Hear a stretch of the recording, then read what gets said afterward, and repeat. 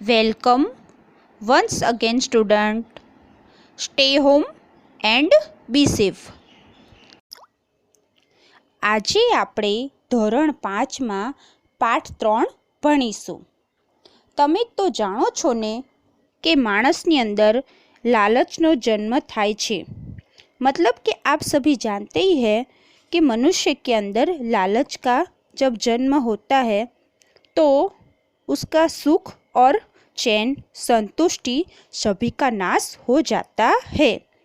साची ज कहेवायुं छे के पैसा चीज वस्तुनो मोह राखो पण पैसा अने चीज वस्तुनो लालच न राखवो जोईए.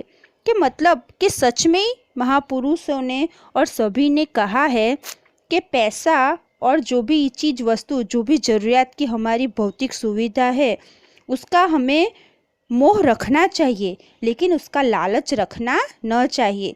लालच मतलब कि बहुत सारा हमारे पास हो, बहुत सारा हमारी जितनी ज़रूरियात हो, हमें जितना ज़रूरी हो उतना ही वह रहना चाहिए. मनुष्यની બુદ્ધિ પર જ્યારે લાલચના ચશ્મા ચડી જાય છે ત્યારે તેને ગુનાહનો રસ્તો પણ સારો લાગે છે. मतलब कि मनुष्य की जो बुद्धि है, उनका दिमाग है, उसमें जो लालच का चश्मा मतलब लालच, उसकी आँखों में जो लालच घुस जाता है तब उसे जो गुनाह होता है उसका रास्ता भी उसे अच्छा ही लगता है. महाभारत का एक प्रसंग है जिसमें कुंती पुत्र अर्जुन ने श्री कृष्ण भगवान से पूछा कि जहर क्या है. कृष्ण भगवान ने बड़े सरल शब्दों में उसका उत्तर दिया कि जो भी चीज़ वस्तु हमें ज़रूरत है उससे अधिक हम रखते हैं, मतलब कि ज़रूरत से ज़्यादा जिस चीज़ का हम जमा करते हैं, उसका उपयोग करते हैं, तो उससे ही हम जहर कहते हैं. भले ही वो चीज़ ताकत हो, धन हो, भूख हो, लालच हो कि आलस हो, वो सारा हमारे जीवन में जहर के बराबर है. मतलब हमारी ज़रूरियात के हिसाब से ही वो चीज़ें हमें हमारे जीवन में रखनी चाहिए. किसी ने सच ही कहा है कि लालच बुरी बला है. तो चलो बच्चों, अब आज हम पाठ 3 पढ़ेंगे जेनु शीर्षक छे लालच खराब आदत छे. एक माणस पासे एक मरघी हती. मतलब कि एक आदमी था, उसके पास एक मुर्गी थी. ते मरघी दररोज सोनानो एक ईंडू आपती हती.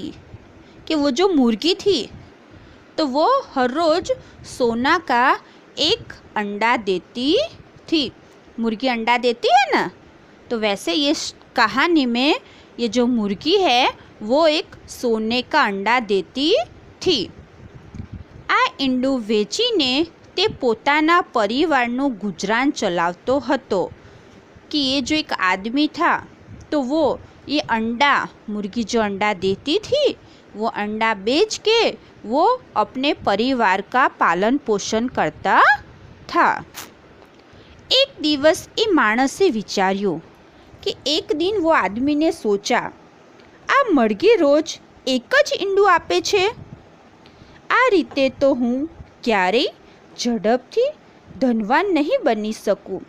कि ये मुर्गी जो है वो हर रोज़ एक एक ही अंडा देती है, तो मैं ये अंडे को लेके कभी भी जल्दी से धनवान नहीं बन सकता हूँ, पैसा वाला नहीं बन सकता हूँ.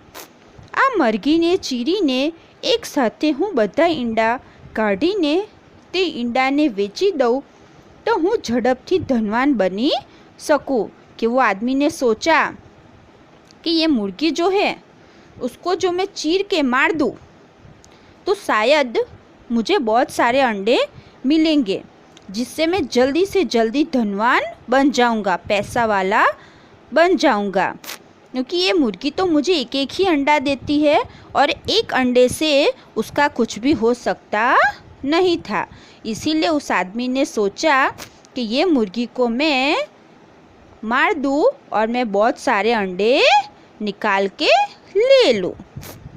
तेने मरघी ने चीरी ने मारी नाखी. उसने मरघी को चीर दिया, मुर्गी जो होती थी उसको चीर दिया, बीच में से फाड़ दिया. તેમાંથી એક પણ ઈંડું નીકળ્યું नहीं, लेकिन उसमें से कुछ भी निकला नहीं। निकलता हो नहीं निकलता है ना, कि उसमें से कोई भी एक भी अंडा उसे नहीं मिला। जो रोज एक एक अंडा भी मिलता, वो भी अब उसे एक भी अंडा नहीं मिलेगा। और उसने जो मुर्गी को चीर दिया, उसमें से भी उसे एक भी अंडा मिला नहीं। दररोज જે એક એક ઈંડું મળતું હતું તે પણ બંધ થઈ ગયું, कि हर रोज जो वो आदमी को एक एक अंडा सोने का मिलता था वो भी बंद हो गया। ते मानस पछतावा लाग्यो, कि वो आदमी पछताने लगा। क्यों पछताने लगा? क्योंकि उसने लालच किया कि मुझे एक एक अंडा भी मिलता था, वो भी अब चला गया। ये मैंने क्या कर दिया, मैं तो लालच में फंस गया हूँ।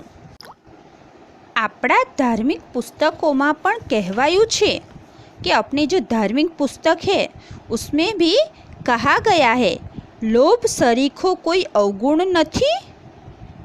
मतलब कि लोभ लालच वैसा कोई अवगुण नहीं है, मतलब वो दोष है, उसमें गुण नहीं देखे जाते हैं। जिस इंसान ने लोभ किया वो इंसान दुखी हो गया, क्योंकि लोभ करने से ज़्यादा तो हमें मिलता है, लेकिन उसका परिणाम बहुत बुरा मिलता है। એટલે કે લોભ જેવો કોઈ અવગુણ નથી। मतलब कि लोभ जैसा कोई भी अवगुण नहीं है। खराब आदत, जो खराब आदत बोलते हैं ना, उसके अंदर तो बहुत अवगुण है, तो एक खराब आदत है। तो लोभ जिसके अंदर है वो इंसान के भीतर जो भी है तो वो उसकी खराब आदत है। लोभ करवो જોઈએ नहीं, कि लोभ कभी भी इंसान को करना नहीं चाहिए। लोभથી विनाश થાય છે, कि लोभ से विनाश होता है। विनाश मतलब नाश हो जाता है सब चीज़ों का। जो भी हमारे पास होता है वो भी चला जाता है। लोभ लालचથી તમામ પ્રકારના પાપોનો જન્મ થાય છે, कि लोभ लालच से सभी प्रकार के पाप के जन्म होता है। मतलब जो इंसान लोभ करेगा वो स्वार्थी बन जाएगा, वो चोरी करेगा। इस तरह मतलब लोभ जिसके भीतर आ जाता है जो भी इंसान के अंदर, तो वो पाप का भागीदार बन जाता है। एक लोभ के वजह से वो हजारों पाप कर्म करता है। लोभी माणसने समाजમાં પણ માન મળતું નથી, कि जो लोभी इंसान है उसे समाज में भी इज्जत नहीं दिया जाता है।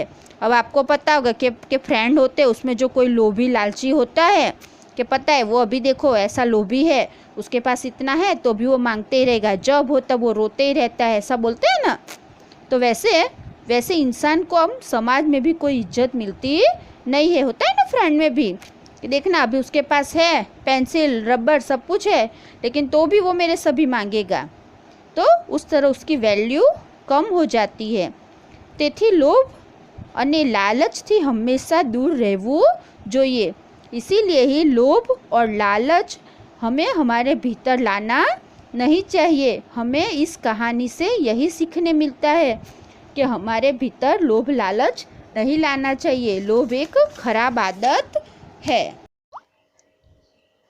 अंत में कबीर जी का एक दोहा याद आ रहा है, जिसमें उन्होंने कहा है कि बहुत जतन धन करे, बहुत जतन धन करे, सफल जाय नशाय, सफल जाय नशाय। कबीर संचय सूत्र धन के, कबीर संचय सूत्र धन के, अंत चोर ले जाए, अंत चोर ले जाए। इस दोहा में कहा गया है कि जो ज़रूरत से ज़्यादा धन का संचय मतलब जमा करता है, वह धन अंत में चोर ले जाता है, मतलब उसका नाश हो जाता है। फिर से आप सभी का धन्यवाद।